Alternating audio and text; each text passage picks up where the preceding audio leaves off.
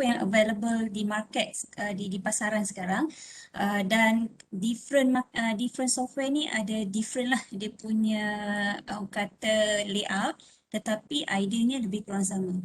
So untuk hari ni saya spesifikkan kepada pembangunan dashboard analitik. Okey, sebab mungkin ramai yang tertanya-tanya dashboard tu apa, okey, dan ada perkataan analitik di belakangnya. Okey, next. Okey, kalau kita perhatikan zaman sekarang ni, kita terdedah dengan banyak data yang datang daripada pelbagai sumber. Okey, bila kita guna smartphone, kadang-kadang kita share data, share dokumen. In fact, kita berkomunikasi dengan rakan-rakan menggunakan platform-platform seperti WhatsApp, Telegram. Okay, so maknanya kita telah pun berkongsi data dengan orang lain. Okay, itu tidak termasuk data-data daripada social media. Okay, bila kita post gambar, okay, ada di antara kita yang hantar data memang dalam bentuk data-data berstruktur, dalam bentuk table, e-wallet, okay, kemudian kita buat online purchase. So semua ni platform-platform ini sebenarnya menyebabkan berlakunya lambakan data. Dan data itu datang dalam bentuk tiga, okay, tiga struktur lah. Satu dipanggil data berstruktur. Data berstruktur adalah data-data yang memang disusun dalam suatu format tertentu. Contohnya dalam bentuk CSV. Kalau Excel, dia bentuk XLSX. Okay, kalau CSV ada bentuk DAT. So biasanya data-data ni telah tersusun dan kita tahu variable yang kita akan hadapi. Data yang agak sukar ialah data berbentuk unstruktur, data yang tidak mempunyai struktur khas. Contoh, bayangkan apabila anda berkongsi data di social media seperti di Facebook, kadang-kadang dalam satu teks itu kita insert gambar, kita insert audio, kita juga insert emoticons. Jadi benda-benda dalam satu data tu, dalam satu transmisi data tu berlaku beberapa jenis sumber. Okay, bentuk lah, bukan sumber bentuk. Jadi ini menyebabkan proses untuk menganalisis data bersifat tidak berstruktur ni lebih sukar. Tetapi dari aspek data ada sebenarnya cara-cara untuk kita memisahkan data-data ini supaya dia menjadi lebih berstruktur. Dalam bidang analitik, bidang analisis, data yang hendak dianalisis seharusnya berbentuk struktur yang khusus. Okay, ada bentuk, ada sistematiknya, barulah kita boleh proses dan menghasilkan pelbagai bentuk intelligence. Sekarang ni ada perkataan intelligence, kepintaran lah. Okay, seperti yang kita akan belajar hari ini, antaranya adalah dashboard. Okay, next kita akan tengok. Untuk hari ini saya tidak akan membincangkan next, kita go to the next slide. So hari ini kita tidak akan membincangkan tentang cara pengurusan data tadi, okay, sebab dia memerlukan satu skill tambahan bagaimana anda harus menyusun data dalam satu bentuk yang berstruktur supaya mudah untuk dianalisis. Okey, hari ini kita akan terus bincang kepada pembangunan dashboard. So saya akan bincang apa itu sebenarnya dashboard analitik. Kemudian apa beza antara dashboard analitik dan analisis statistik. Ada beza atau tidak? Ciri-ciri dashboard yang baik. Kemudian saya akan terangkan proses dalam membangunkan dashboard. Di akhir sesi nanti kita akan ada satu latihan yang kita boleh tengok sejauh mana anda faham dengan apa yang kita belajar hari ini. Alright, next kita tengok dulu apa itu dashboard analytics. So saya rasa semua yang ada di dalam sesi pagi ni familiar dengan dashboard kereta. So bila kita sebut dashboard, so masing-masing mungkin terbayang dashboard kereta. Now, dashboard kereta apa fungsi kepada pemandu? Dan adakah dashboard kereta itu berguna kepada penumpang di dalam sebuah kenderaan? Okey, dashboard yang kedua di bawah tu ialah dashboard kapal terbang. So, dashboard kapal terbang ni siapa yang lihat pada dashboard tersebut? Okey, so jentera, kalau kita perhatikan jentera kebanyakannya yang lebih kompleks, mereka ada dashboard di hadapan pengoperasi. Okay, kalau kereta, juru yang memandu kereta lah. Kalau kapal terbang biasanya pilot lah yang akan melihat dashboard. So apa fungsi dashboard kepada mereka? Okay, so dashboard ini sebenarnya adalah satu paparan yang memberi maklumat tentang status kenderaan yang sedang dikendali. Okay, kalau kereta, dashboard ini apa ni sebenarnya hanya akan digunakan ataupun dipantau oleh pemandu, bukannya penumpang.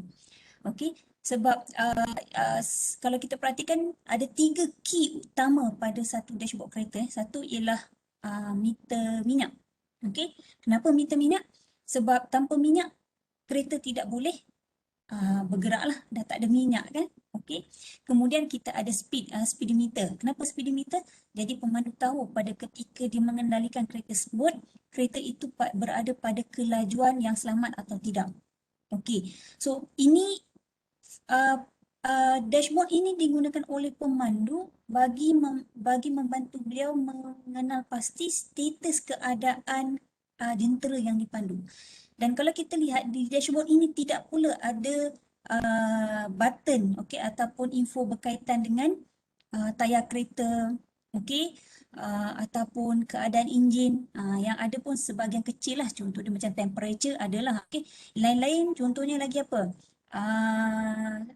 Setengah kenderaan dia ada suhu, okey, ada tambah maklumat suhu.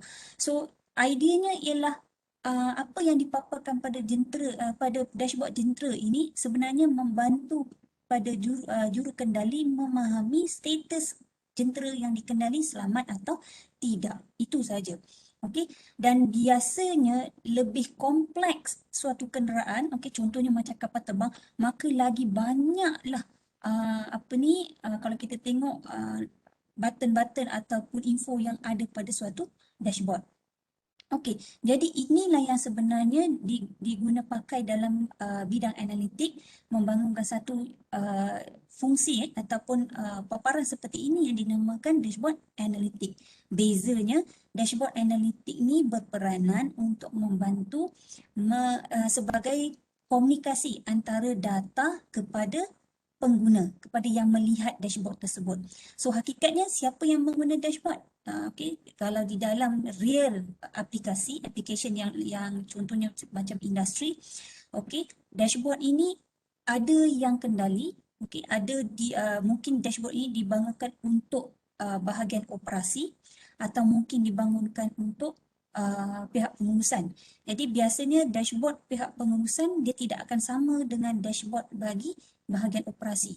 Tujuannya apa? Sebab mungkin bahagian operasi dia lebih detail. Okay, mereka perlu tahu lebih terperinci dengan apa yang berlaku di di bahagian operasi. Manakala untuk top management, okay, bahagian pengurusan, mungkin dia hanya ingin tahu beberapa key operasi syarikat seperti financial, HR, okay. Itu sajalah. Ada ataupun ada beberapa perkara yang lebih penting. So biasanya level dashboard tu atau kompleksiti dashboard tu bergantung kepada siapa end user dia lah. Okay. Okay, next. Okay, right. So saya dah masukkan tadi, kalau dahulu kita sebelum ada teknologi yang agak kompleks macam sekarang ni, kebanyakan visualisasi ataupun komunikasi data kepada pengguna ialah menerusi laporan bertulis. Okey, paling jauh pun yang kita pernah buat familiar di dalam kelas ialah menggunakan paparan seperti PowerPoint. Okey, tetapi sekarang dengan data yang masif yang banyak dan kebanyakan data ini boleh diupdate dengan cepat, maka terbentuklah alat visualisasi yang moden yang dipanggil sebagai dashboard analytics. Okay.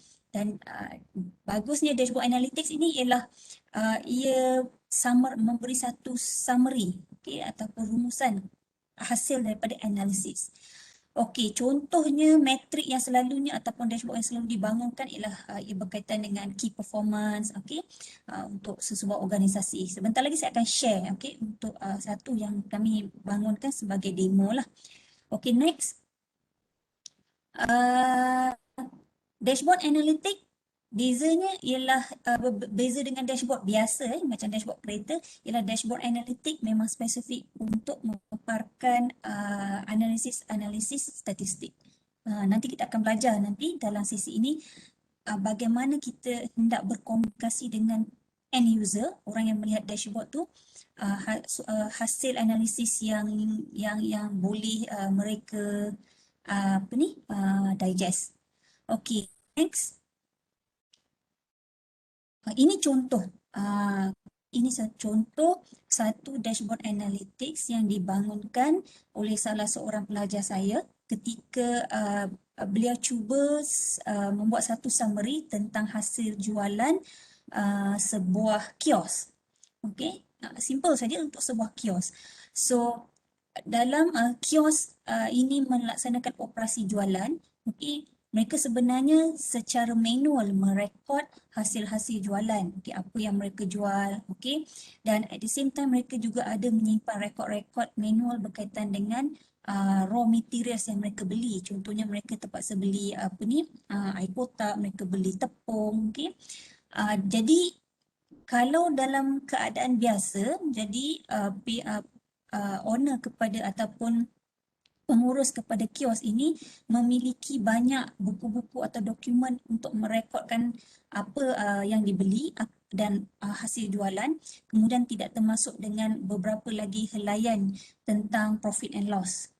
Okey, jadi pelajar ini membantu dengan kita convert data-data daripada dokumen tadi ke dalam satu bentuk data yang tersusun, dan untuk end user iaitu owner kepada kios ni, dia boleh tengok, dia boleh monitor hasil setiap bulan, dan owner itu juga merubah cara key in data daripada rekod manual kepada apps. Okay, ini antara yang kita nak lihat lah. So kalau kita kata lihat dashboard kat sini, kita tidak dapat lihat data dan kita tidak dapat melihat teknik analisis di belakangnya, cuma kita terus dapat lihat hasil output untuk membantu kita membuat keputusan. So bagi pelajar-pelajar dalam bidang statistik, seharusnya anda boleh ada idea sebenarnya di belakang dashboard ini apa analisis yang digunakan. Contoh macam kalau kita tengok di sebelah kanan sekali, chart di sebelah kanan itu ialah carta garis, line chart. So line chart ni maksudnya dia menyimpan keep track profit and loss yang telah direkodkan setiap bulan. So macam itulah. Okey, cuma dashboard yang dibangunkan ini agak sedikit dari segi teknikalnya agak sedikit complicated sebab ia dibangunkan menggunakan Excel. Okey, next. Okay, sekarang ni dah ada banyak dashboard yang available di market yang boleh diguna. So apa beza dashboard analitik dengan analisis statistik? Ada beza tak? Ya, kedua-duanya berbeza. Okey, walaupun dalam satu bidang yang sama. Hakikatnya dashboard analitik, analisis statistik memang datang daripada bidang matematik statistik. Cuma kita kena faham dashboard analitik tujuannya hanyalah untuk paparan atau visualisasi. Okey. Maknanya kalau kita belajar proses analisis statistik, dashboard analitik ni dibangunkan di peringkat akhir, iaitu apabila kita pasti analisis apa yang kita lakukan. Okey, dan hanya visualisasi itu saja yang kita nak paparkan. Dan kita kena ada satu skill macam mana kita boleh convert hasil analisis yang kita lakukan, tak kiralah guna apa-apa software pun, bagaimana kita convert hasil analisis ni kepada bentuk yang mudah difahami oleh pengguna. Harus difahami, analisis statistik ni biasanya hanya boleh difahami oleh penganalisis saja. Okey, contoh kalaulah kita ada rakan dalam bidang IT, okey, kita buat analisis dan kita tunjukkan kepada mereka, mereka sebenarnya tak faham. Sebab bagi mereka itu sesuatu yang kompleks. Jadi adalah menjadi satu tanggungjawab hasil analisis itu kita convert, kita tukar kepada format yang boleh difahami oleh pengguna akhir, untuk membantu mereka membuat keputusan. Okey, itu bezanya. Dashboard analytics tidak menunjukkan secara detail analisis statistik yang berlaku di belakangnya. Okey, dia terus kepada bentuk gambaran. Okey, kemudian dashboard analitik ni memerlukan sedikit orang kata skill tambahan, iaitu berkaitan dengan anda perlu tahu tentang psikologi human psychology. Manusia ni kalau mereka melihat, mereka suka melihat item yang macam mana, mereka suka warna apa. Sebab daya tarikan itu antara yang orang kata attract lah seseorang untuk menggunakan dashboard. Okay, next. Okey, ini ciri yang perlu ada pada satu dashboard. Sungguh pun ia nampak mudah, okey, untuk membangunkan suatu dashboard. Hakikatnya anda perlu memiliki skill tambahan. Okey, selain daripada kepakaran menganalisis data, skill tambahan ini termasuklah kena faham cara manusia melihat melihat objek. Okey, jadi bila membangunkan suatu dashboard, pertama sekali kita kena jelas kenapa dashboard itu dibangunkan. Kenapa? Okey, goal tu kena jelas. Siapa yang akan guna? Apa yang akan dipaparkan? So, goal tu kena jelas lah. Kalau kita bangunkan dashboard itu untuk tujuan memaparkan KPI syarikat, so kita kena tahu apa itu KPI dan bagaimana KPI itu sebenarnya membantu pengurusan untuk membuat keputusan. Okey? Kalaulah kita bangunkan dashboard itu untuk tujuan memaparkan progres perniagaan, so apakah elemen-elemen yang perlu ada untuk menceritakan progres perniagaan? Macam yang dashboard saya, paparan dashboard saya tunjuk contoh tadi, dia ada berkaitan dengan raw materials yang mereka purchase, okay, lepas tu ada pula berkaitan dengan profit and loss. Itu kita kena jelas. Okay, right. Okay, daripada goal tersebut, barulah kita masukkan elemen statistik, iaitu kita melihat apakah elemen statistik yang boleh digunakan dalam menceritakan goal tadi. Okey, dalam menceritakan goal kita tadi. Okey, jadi sebab tu saya kata bila anda jelas dengan goal, anda nak paparkan apa, variable apa, daripada situ baru anda akan mula memilih elemen yang betul, carta, graf atau mungkin table. Okey. Dan kemudian barulah kita ada satu proses yang kita buat rangkaian komunikasi daripada data hinggalah kepada visualization. Sebentar nanti saya akan tunjukkan in real macam mana kita guna Google Data Studio, kita communicate daripada data kepada visual. Okey. Dan yang ni kena rangka. Okey, untuk projek kita mungkin kita gunakan data skala kecil, okey, yang boleh di-save, kita save pada laptop, pada komputer. Tapi dalam organisasi, kadang-kadang data kita terlalu besar yang terpaksa disimpan di server. Okey, di server organisasi, di situ kena ada strategi yang lebih detail macam mana proses ini akan berlaku. So, pengalaman saya dalam perkara ini selalunya kita tidak boleh bekerja sendirian, okey, analisis dan statistik tak boleh bekerja sendirian. Sebaliknya kita kena bekerjasama dengan pasukan ICT. Okey, sebab mereka lebih faham, engineer mereka lebih faham bagaimana berlakunya komunikasi data dalam struktur yang lebih kompleks kepada visualisasi. Dan akhirnya barulah kita boleh develop atau bangunkan dashboard kita itu dan membina orang kata hubung kait di antara setiap elemen yang kita telah pilih. Okey, carta graf tu macam mana kita nak buat dia punya detail komunikasi. Okey, ini ciri-ciri dashboard yang asas. Okey, next. Okey, so kita akan tengoklah proses pembangunan bagaimana kita buat. Okey, next seterusnya.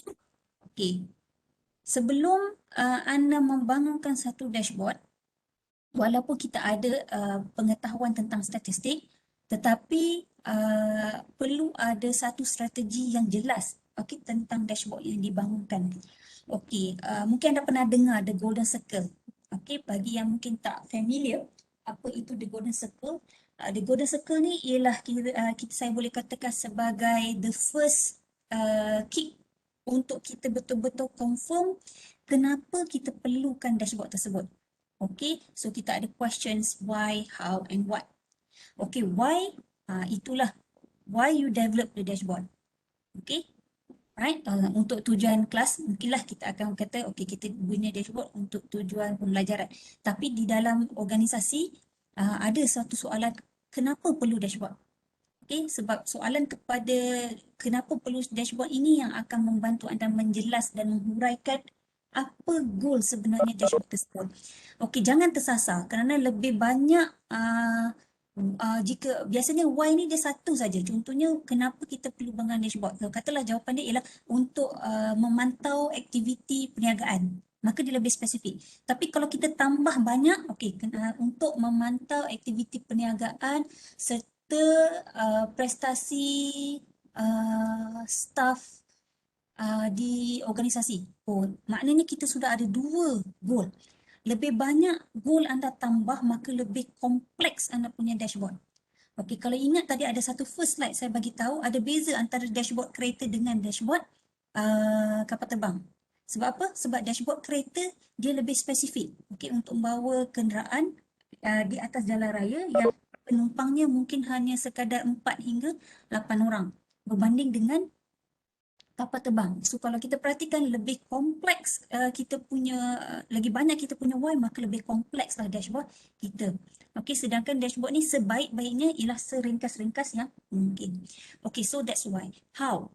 So how itu sebenarnya berkaitan dengan proses. Proses di sini termasuklah untuk kita decide, untuk kita pilih elemen apa yang perlu ada pada dashboard. Analisis apa yang perlu ada dashboard. Okey, kemudian bagaimana setiap elemen yang kita pilih itu menceritakan tentang why tadi. Okey, and finally what. Okey, what would be hasil itulah the result. Okey, sebenarnya the golden circle ni bukan hanya untuk tujuan pembangunan dashboard. Okey, dia apa saja yang kita buat apabila kita ingin membangunkan sesuatu, kita boleh apply this the golden circle. Okey, next. Right. Okey, so persediaan awal okey untuk membangunkan. Now ambil dulu masa untuk anda membuat refleksi mengapa anda perlukan dashboard tersebut. Untuk siapa? Yang ini kita kena jelas. Siapa end user kita? Adakah kalau dalam industri, bila kita bekerja di organisasi, dashboard ni bukan untuk semua orang guna. Okey, tetapi dia ada target. Okey, sama ada hanya untuk digunakan oleh top management atau digunakan untuk level manager sahaja atau digunakan untuk bahagian operasi. Tapi tidak dinafikan ada juga dashboard yang dibangunkan untuk tujuan penggunaan awam. Contoh anda nanti boleh cuba Google macam SDG 2030. Nanti anda akan jumpa dashboard SDG. Yang itu untuk general. Okay, so lebih general kita punya target audience, biasanya dashboard itu lebih simple. Okey, dia tidak kompleks. Okey, laksanakan mockup. Mockup ini perlu. Okey, sebenarnya kita ingin apabila kita nak bangunkan dashboard, sebenarnya kita kena buat sketch dan mockup. Proses ni sama sahaja dengan proses kalau kita bayangkan seorang kontraktor untuk membangunkan sebuah bangunan. Okey, sebelum mereka dapat bina sebuah bangunan, mereka perlukan lakaran. Yang lakar tu siapa? Dia adalah arkitek yang akan lakar. Mereka kena tahu bangunan tu bentuk macam mana, tinggi macam mana, lebar. So samalah dengan proses dashboard. Perlu ada satu lakaran. Dan anda tahu di atas lakaran itu apa ceritanya. Itu dipanggil sebagai storyboard. Bila kita dah buat lakaran, biasanya kita akan dapatkan dulu persetujuan, dari feedback daripada potential end user. Sebab kita tidak mahu bangunkan satu dashboard, jadi bila dah siap, bila kita tunjuk pada end user, nanti end user kata, oh, bukan macam ni. Samalah juga kalau kita bayangkan tadi seorang kontraktor dah buat rumah, dah siap, kemudian beri kepada owner, orang yang beri upah, dan kemudian owner tu kata, saya tak nak rumah macam ni. Payahlah. Kita akan buang masa. So selalunya proses untuk dapat persetujuan ni dia akan makan masa. Dia adalah kita tunjuk, kadang-kadang tak setuju, ubah lakaran, pergi balik. Yang ni baru lakaran. Next. Apabila lakaran, ni contoh sketch, simple. Dia bukan pakai software pun, kita lukis saja. Kita lukis, kita beri gambaran kepala kita nak lukis apa. Kita biasanya kurang perincian lah. Sebab kita masa tu kita sekadar memberi imajinasi apa yang kita nak. Next, yang mungkin agak detail sikit, tapi masih lagi dalam peringkat sketching, ialah yang ni lah. Kita lukis lah. So kita lukis, kita bayangkan okey dashboard kita ada 5 pages, 5 muka surat. Muka surat pertama berkaitan dengan inventory. Okey, kita ceritalah. Okey, dalam inventory ada cerita tentang produk performance, produk number 1, number 2, number 3, number 4. Ni contoh. Kita buat sketch. Okey, dan lepas tu nanti kita present lah. Tapi biasanya bila present pada end user, kita tak adalah present sketching macam ni. Biasa kita buatlah cantik sikit kan. Okay. Tapi that's the idea. Biasanya dalam kumpulan operasi kita buat begini. Okay, next. Okay. Daripada sketching, kalau semua dah setuju, barulah kita buat reka bentuk. Kita cantikkan lagi, kita perhalusi kita punya sketching tu. So, caranya ialah dengan kita tengok balik elemen yang kita nak gunakan. Okay, contohnya, kalau laporan bertulis, biasanya table chart adalah berbentuk statik sebab kita printed version kan. Tapi di sini kita boleh pilih kita nak elemen kita tu dia statik ke atau dia boleh ada interaktif. Nanti kita boleh tengok. Okay, alright. Lepas tu nak carta banyak ke, nak carta, nanti kita decide. Okay, so itu bentuk dalam elemen yang kita akan tambah. Okay, next. Okay, warna. Yang ni saya kata pengetahuan tambahan lah. Okay, sebab dashboard ni dia memang kepada end user. So, kadang-kadang kita kena bermain dengan warna. Okay, kita tidak boleh terlalu dull dan tidak boleh terlalu meriah. Dull ni contohnya kita limit kita punya dashboard warna hitam putih saja. Jadi dia nampak macam tak atraktif. Ataupun kita guna terlalu banyak warna sehingga memeningkan user. Tak boleh juga. Okay, biasanya dia adalah, so saya galakkan anda mencari video-video yang menceritakan tentang attractive colours. Okay, terutama di dalam produk, dalam membangunkan produk. Okay, next. Okay, warna. Kemudian macam mana kita nak kita plan juga dalam dashboard itu berkaitan dengan user interface. Okey, bila kita dah bangunkan kita dah orang kata dah buat satu sketch yang cantik, okey. Biasanya kita akan kalau macam saya selalunya convert daripada sketching kepada drawing. Kita gunalah contoh PowerPoint ke, kita buat cantik sikit dan kita tunjuk kepada user, potential user. Dan yang dipanggilkan user interface ni ialah sebenarnya bila mereka lihat, mereka beri feedback. Contohnya kalau kita guna warna terlampau banyak, mungkin mereka kata, boleh tak kurangkan warna ataupun jangan guna warna cerah, kita dullkan sedikit. Jadi elemen-elemen ni kita tanya kepada end user ataupun yang boleh beri feedback lah. Okay, dan mungkin juga dashboard itu berbentuk interaktif. Okay, jadi bila berbentuk interaktif, kemungkinan anda nak gunakan drop down list ke. Okay, yang tu kita boleh plan. Itu reka bentuk yang kita dah ada dalam kepala.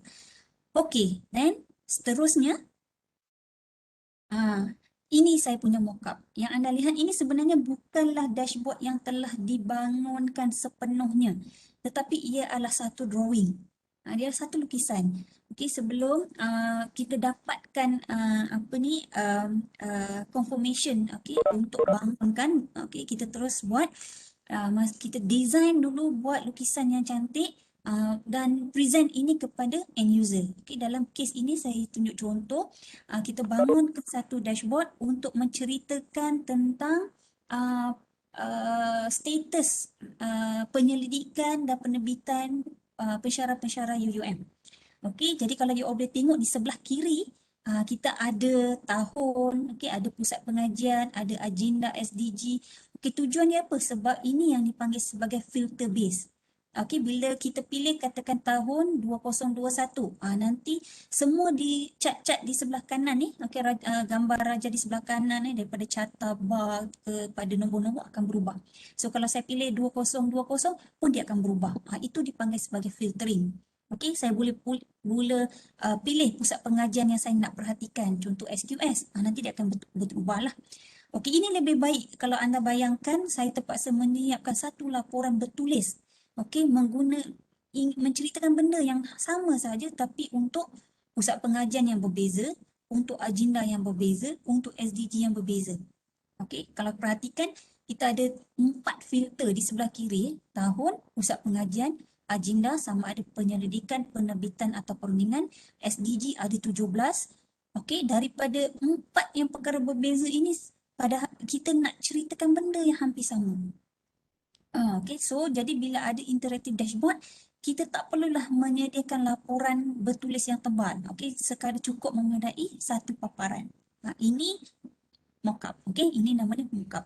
Yang inilah kita akan present kepada uh, end user kita, sama ada mereka setuju tak dengan warna, dengan susun atur, cantik ke tidak. Okey, benda yang kecil tapi sebenarnya kalau bila kita dah bangunkan, bila berlaku perubahan sebenarnya dia akan makan masa untuk diperbaikilah.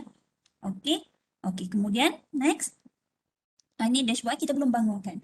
Okey, so ada banyak sebenarnya dashboard tools yang ada di market. Okey, kalau pelajar SQS, saya rasa sebahagiannya mungkin telah diperkenalkan dengan Tableau. Okey, sebenarnya ada lagi, Excel pun boleh digunakan, cuma dia agak complicated sebab dia memerlukan advance kepakaran untuk susun atur dalam Excel. Okey, Power BI ialah satu software yang available apabila anda dah akses kepada Microsoft 365. Lain seperti SAP, MicroStrategy, okey, yang ini yang stand alone lah, yang on its own, okey, yang ada. Google Sheet pun boleh digunakan untuk buat dashboard sebab ia lebih kurang kepada Excel based. Bezanya ialah Google Sheet ni owned by Google lah, sedangkan Excel owned by Microsoft. Okey, sekarang untuk satu lagi ialah Data Studio. Google Data Studio ni ialah selain daripada Google Data Analytics, okey, Google Data Studio ni ialah untuk presentation, visualization ya. Lain juga ialah seperti Tableau. So ada lagi yang software yang berbayar. So again, ini ialah dashboard tools untuk tujuan visualization. Okey, bukannya untuk analytics yang lebih yang kompleks lah. Kalau tanya saya ada tak lagi contohnya macam R, Python? Yes, R dan Python pun boleh kita gunakan. Contoh R Shiny kita gunakan untuk dashboard. Cuma dia melibatkan sedikit, dia ada coding di belakang. Okey, saya rasa untuk yang ini hari ini kita nak tunjuk something yang lebih mudah yang memang kita boleh develop lah. Itu menggunakan Google Data Studio. Alright, now next. Okey, so kita dah boleh mulalah. Okey, so untuk mulakan, saya rasa masing-masing boleh follow saya punya instruction sebentar lagi.